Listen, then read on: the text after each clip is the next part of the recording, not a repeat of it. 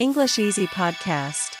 Hello, learners. Welcome back to English Easy Podcast, your partner to learning English. So, I want you to imagine you're sitting in this really high-stakes job interview. Oh, those are always so stressful. Right. Your palms are like slightly sweaty. And the hiring manager leans across the table and asks you to explain a critical error you made in a previous role.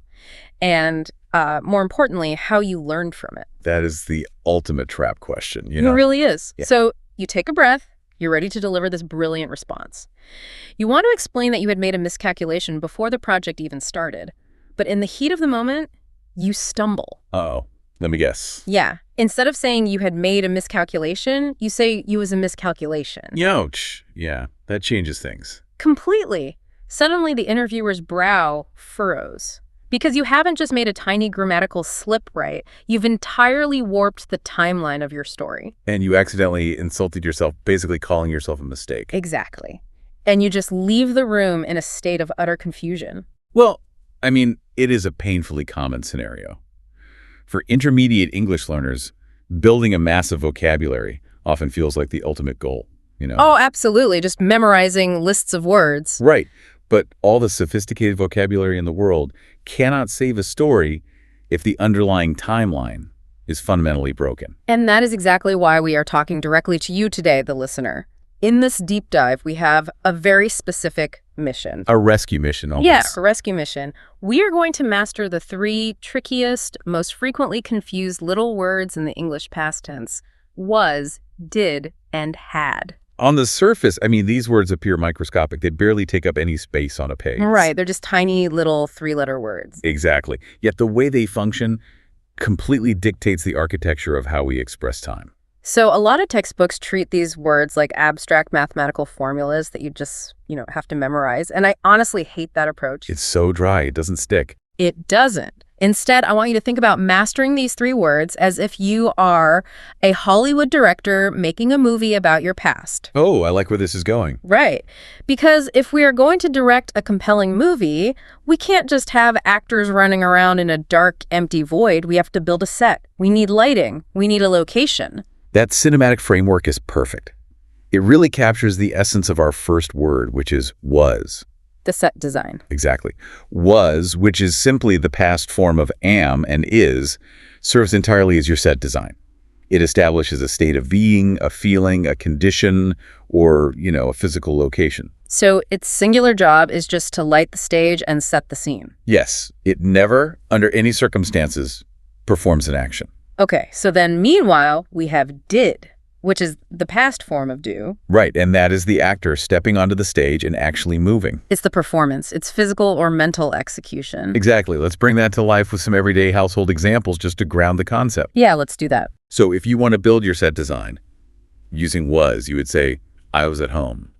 Or yesterday was incredibly stressful. And notice, listener, there is a complete absence of physical movement in those sentences. You are merely establishing the environment. Then the actor enters the frame, and we switch to did. You say, I did my homework, or she did the dishes. Tasks are being executed. Things are getting accomplished. Right. And the friction, the moment the movie script just falls apart for intermediate learners, happens when they try to force the set design to perform an action. Oh, yes. Let's look at an intermediate mistake I hear constantly. Someone will be telling me a story and they'll say, I was asleep. Oh, right. Or I was work late last night. Exactly. What is happening in their brain there? Well, in that moment, the learner's brain is translating from their native language, and they're trying to drop an anchor into the past. Feels like a past tense word, so they attach it to the action word work or sleep. But work is the actor, so Yeah. they've attached the set design to the actor. Precisely. They are essentially telling the lighting rig to dance. I love that. The lighting rig can't dance. It can't. To fix this, the director must make a choice. You either describe the pure condition, saying, I was sleepy, Right, keeping it as a state. or you stick to the pure completed action and say, I slept. You do not mix them. Okay, let me throw another common error your way. Someone is explaining their weekend and says, I would go to the grocery store. Yeah, that's a classic one. You are trying to describe the physical action of traveling. Because go or went in the past tense is purely an action, you drop the condition word entirely. You don't need a set design word to describe movement. Exactly. The correct sentence is simply, I went to the grocery store. So if it helps to visualize this, listener, think of the word was as taking a still photograph. A snapshot. Yeah, a photograph captures a frozen state. It captures a location, a mood, the look on your face. It is entirely static. But think of the word did as pressing the record button on a video camera. Right, because a video captures movement, effort, and tasks being performed over time. A photograph versus a video. That distinction alone will clean up a significant portion of spoken errors. Was freezes the moment and did presses play. I completely agree. But, we have our set design and we have our actors. Yeah. If I'm directing this movie, I'm noticing something strange about my lead actor. The word did isn't just washing dishes and doing homework. Oh, right. It has a secret double life. It does. This secret behind-the-scenes job tricks so many learners. We know did as a main action verb, like doing the dishes. But its primary role in the English language is acting as a helper verb. Specifically for asking questions and forming negative statements in the past tense, right? Exactly. I have to pause here because I know this drives non-native speakers absolutely crazy. Oh, I hear about it all the time. Because many other languages simply change the tone of their voice to ask a question, or they just add a simple negative word. Like, why on earth does English require us to drag a completely separate helper word into the sentence just to ask a question? It's frustrating, I know. It traces back to a linguistic quirk called do support. But without getting bogged down in history, the best way to understand it today is to think of did as a mathematical operator. A mathematical operator. Okay, explain that. When you plug did into a sentence, it acts as a giant multiplier that turns the entire equation into the past tense. Oh, so it acts like a grammatical vacuum cleaner, just sucking up all the past tense gravity in the sentence. That is an excellent way to conceptualize it. And because did is doing the heavy lifting of signaling the past tense, your main verb doesn't have to do any work at all. It must return to its original base form. Wait, let me challenge that logic for a second. If I say I didn't go to the meeting, I'm using the word go, which is a present tense verb, to talk about a past event. To a learner, that feels completely counterintuitive. I totally understand why it feels strange, but look at the alternative. If you say, I didn't went to the meeting, you're applying the past tense twice. Oh, because didn't is past and went is past. Right. It's the grammatical equivalent of a double negative. It's redundant, and it sounds completely wrong to a native ear. Ah, I see. You're carrying the heavy past tense luggage twice. You have to let the main verb relax. The math operator did already solve the equation. Exactly. And this specific mechanism trips up intermediate speakers constantly, especially in high-pressure situations. Like, it is incorrect to ask a colleague, did you finish the report? Because finished has that ed slapped on the end trying to do the job, did is already handling. It needs to be, did you finish the report? Precisely. And this structure also dictates the rhythm of how native speakers actually converse. What do you mean by rhythm? Well, if I ask you, did you finish the report? A non-native speaker might try to mirror the whole sentence and say, yes, I finished the report. Which, I mean, isn't technically wrong, but it sounds incredibly stiff, like a robot reading from a script. Right. A fluent speaker relies on the power of that mathematical operator. They simply say, yes, I did. It is clean, efficient, and wraps up the entire action perfectly. Okay, let's run a quick comparison test for the listener to lock this in. If I am asking a question about a photograph, a state of being, I don't use the math operator did at all, correct? Correct. You use your set design word. You ask, were you happy? You would never, ever ask, did you were happy? Okay, but if I ask about a video, an action, I immediately bring in the helper. Did you submit the presentation? I do not say, were you submit? Exactly. So we've covered the photograph and the video, but every good movie needs a backstory. Yeah. What happens when your movie requires a prequel? Oh, this is where things get genuinely fascinating. Sometimes you need to explain that the reason an actor is doing something today is because of an event that occurred long before the camera started rolling. Right. Enter our third tool, had. I call this the time machine. The time machine is the perfect moniker. Though before we dive into time travel, we should establish that had he's does possess a very grounded day job. Right, basic possession. Yes. It simply shows past ownership. When I was younger, I had a bicycle. Simple ownership. And we don't mix this up with our set design. You cannot say I was money. No, definitely not. And you cannot say I had tired. Exhaustion is a condition, so we use the photograph tool. I was exhausted. Ownership is straightforward. The true power of had emerges when we step into what grammarians call the past perfect. the time machine. Okay. Fire up the time machine. How does it work? We had to demonstrate that one specific action was completely finalized before another distinct event in the past took place. Let me play devil's advocate again. If both events happened in the past, why do I need a special time machine word? Why can't I just use regular past tense verbs for both events and let the listener figure it out? Because human storytelling is rarely strictly linear.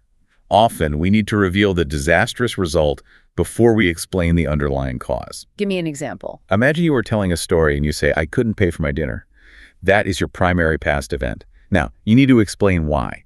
If you follow it with, I left my wallet at home, the listener hears two disjointed facts. Yeah, it sounds a bit clunky. Just two separate things that happened. But if you say, I couldn't pay for my dinner because I had left my wallet at home, the word head functions as a massive glowing arrow pointing backward in time. It explicitly links the older event as the direct, undeniable root cause of the more recent event. Exactly. It builds an invisible chronological timeline in the listener's mind. Like, I was late because I had missed the bus. Missing the bus is the prequel that caused the lateness. Yes, but the mechanics of the time machine are quite specific. Earlier, we established that the helper always pairs with a base verb. The helper hat operates under different laws of physics. It absolutely requires a past participle. Oh, okay. Learners, I am pausing the deep dive right here. I'm speaking directly to you right now. Knowing the phonetic difference between a simple past verb and a past participle is the secret handshake that separates a struggling intermediate learner from a fluent, commanding speaker. It really is. So we are going to practice pronouncing these tricky, irregular past participles out loud right now. Developing muscle memory in your jaw and tongue is critical for these. Absolutely. So the base verb is go. The simple past is went. But the past participle, the one that fuels the time machine head, is gone. Say it out loud with me right now, wherever you are. Gone. Let's take another common one. The base verb is eat. The past participle is eaten. Let me hear you say it. Eaten. Excellent. And for write, the simple past is wrote, but the past participle is written. Say it. Written. This means you must never say, I had went home. That is scrambling the timeline. You must say, I had gone home. And tying it back to our earlier rules, you would never say, I didn't have time. The math operator demands the base verb. Therefore, it must be, I didn't have time. Okay, discussing grammar rules in a vacuum only gets us so far. Let's drag these concepts into the real world. Let's return to that high-stakes job interview we visualized at the beginning of the deep dive. This is the ultimate testing ground. In a professional environment, projecting competence often comes down to your ability to deliver clear, chronologically sound narratives. Right. And, I want to make sure our listeners are comfortable with the vocabulary here. When we talk about professional contexts, we often run into difficult financial vocabulary. Oh, definitely. Words like budget allocation or financial reports. Exactly. And just to be clear for our learners, a financial report is simply a formal document showing how much money a company is making or spending. And budget allocation is just deciding how to divide up a specific amount of money for a project. Good clarification. So if a hiring manager asks you to explain a gap in your resume or a past failure regarding one of those financial reports, you need the set design, the action, and the prequel to construct a bulletproof explanation. Let's run a live simulation. I will play the skeptical interviewer. You will walk the listener through how to respond as the candidate, deploying our 3 verbs in chronological order to tell a cohesive story. All right, let's set the scene. Okay. I'm looking at your portfolio, and I noticed you were entirely absent for the critical Q3 project rollout last year. Why were you absent? Notice, listener, I used were, the plural form of was, demanding a past condition. As the candidate, you reply by establishing your own clear condition. You say, I was sick. A simple, unassailable photograph of your state of being. The interviewer leans in. Did you see a doctor about this absence? That is a direct action question, utilizing our math operator did. You respond with a clean, natural action response we practiced. Yes, I did. Had you experienced these symptoms before the rollout? Now I am digging into the deeper past. I am looking for the prequel. You activate the time machine. No, I had never felt like that before. That sequence sounds incredibly sharp and professional. But let's raise the stakes. What if the candidate actually messed up, like they made a financial error? How do we string these tools together into a cohesive apology or explanation? You want to project accountability. You could structure your narrative like this. I was overly optimistic about our timeline. I did not allocate sufficient budget for the project.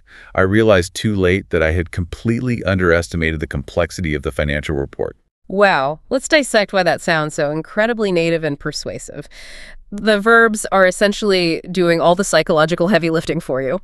I was overly optimistic. That is the beautifully lit photograph of your internal mindset. Exactly. Then I did not allocate sufficient budget. That is the brutal video footage of the specific tangible action or mistake you made. And then I had completely underestimated. That reveals the root cause, the deeper prequel that set the entire disaster into motion.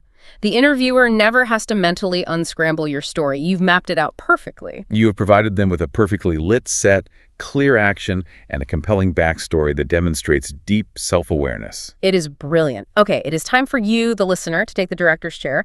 We are going to do some rapid-fire interactive practice before we wrap up. Let's see how well we can organize the narrative timeline. I am going to throw out some scenarios. I'll give you a beat to answer mentally or shout the answer out loud if you aren't sitting on a crowded train.